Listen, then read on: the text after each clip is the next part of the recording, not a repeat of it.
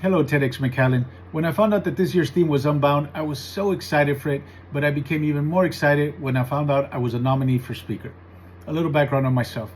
My name is Pedro Villagran, and I was born and raised in California. As a youth, I traveled a lot between Northern California and South Texas as a migrant farm worker, and that taught me a lot about life.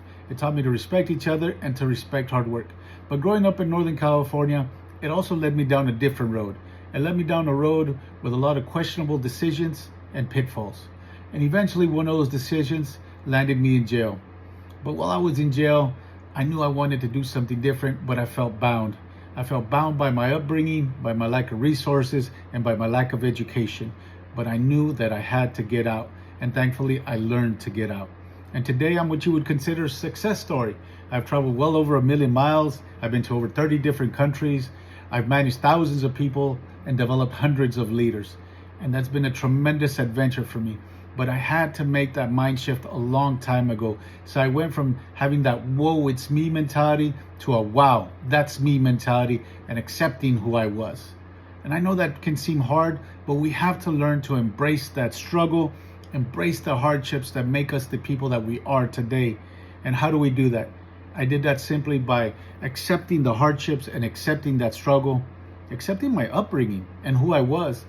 I knew I came from poor parents. I knew I came from a poor background. I wasn't going to let that stop me.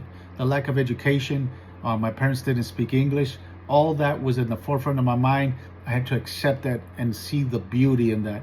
And then I had to find my purpose. Secondly, when I found my purpose, I found what I needed to do in this life. I learned what that taught me, the experiences that the hardships taught me, and I used that to my advantage. And then finally, I had to flip it.